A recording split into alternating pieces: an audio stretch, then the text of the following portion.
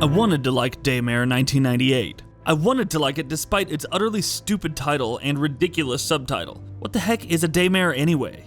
I wanted to like it despite the hideous character models, which look like shiny plastic dolls and are animated about as well. I wanted to like it despite its bad writing, terrible voice acting, numerous glitches, its confusion of difficulty with quality, and its utter non-scares. But the truth is, despite how hard Invader Studios, a small team of about 10 people, obviously worked on it, Daymare isn't a very good game. Its reverence for classic survival horror games, especially Resident Evil, is obvious, but Daymare is so busy paying tribute to the games that came before it that it forgets to be its own thing. Instead, it's just a poor imitation of better games. Daymare starts in traditional survival horror fashion. An evil company is playing with contagions that it doesn't understand, and somehow that contagion gets out, infecting everyone in the entire lab. You start the game as Agent Liev, a member of Hades. And no, I'm not joking, though I wish I were. Hexacore Advanced Division for Extraction and Research. Like more paramilitary organizations, Hades has terrible people to go along with its awful acronym.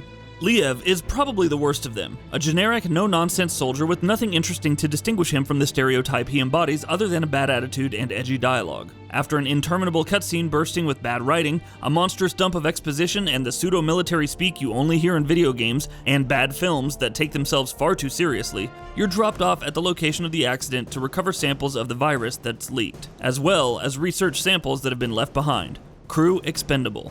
In case you're still not sure that you were playing as the bad guys, the first major thing Liev does is shoot a wounded survivor in the head. Orders are orders, he remarks dryly. Shortly thereafter, you learn that the people inside the facility have turned into zombies, because of course they have, and you start killing them and solving puzzles to unlock other areas of the facility. It's all very rote and uninteresting, and I wouldn't blame anyone for skipping as many of the cutscenes and collectibles as they could, just to get on with the gameplay. To be fair, the gameplay is better than the presentation, and the game largely looks and sounds fine outside of the abysmal character models and voice acting. The gameplay is classic survival horror, and you'll pick up ammo, health items, and important story items as you progress, having to manage your limited inventory and resources.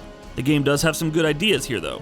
For instance, you'll have to go into your inventory, accessed by a computer on Liev's arm, and reload your extra magazines with ammo from your inventory before you can use them to reload your weapon.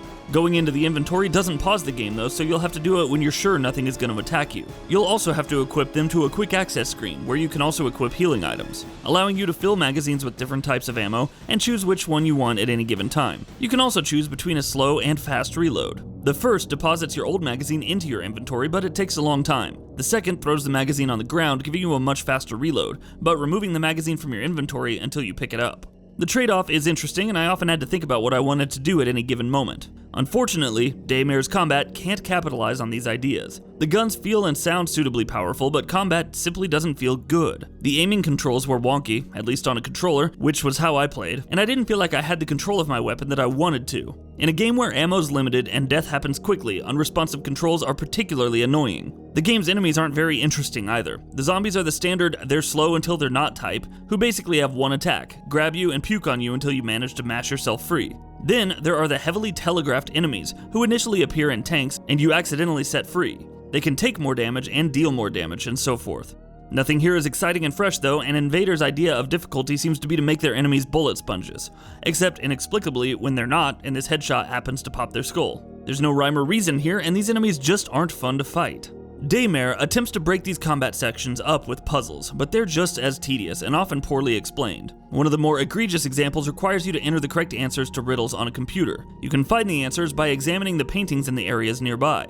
Simple, right? Except all the letters on the in-game keyboard have been replaced with Greek characters, so not only do you have to remember the answers, you have to look at a real keyboard as you enter them so you can translate them into the Greek characters. This isn't clever or interesting, it's just tedious, and it requires you to go outside of the game to solve the puzzle. Another requires you to determine a combination lock by looking at a bookshelf and noting the volumes that aren't there. Unfortunately, there's no clue as to what order the numbers go in, and you have to sit there inputting different combinations until you find the right one. And the environments aren't much better either. You do get out of the facility, and you do get to play other characters, like Sam, a man who suffers from hallucinations without his meds, which he's conveniently unable to take for a while. The others are just as badly written and voiced as Liev is, and their motivations are just full of cliches. The other environments include a small town, the woods, several houses, back roads, a hospital, etc.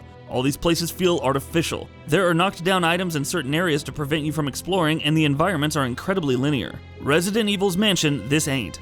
Invader tries to vary things up with environmental humor too, poking fun at or making reference to Half-Life 3, John Carpenter's The Thing, Resident Evil, and several others. This wouldn't be an issue if the jokes were actually funny, but they're just not. Putting several typewriters in a game obviously inspired by Resident Evil isn't funny or clever, especially when said game just isn't good.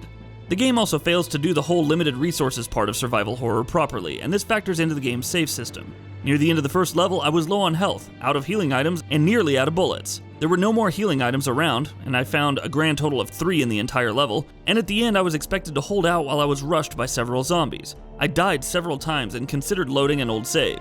Unfortunately, since Daymare uses an autosave system, the only thing I could have done was restart the level. I opted to run around in circles until the door opened and I could escape.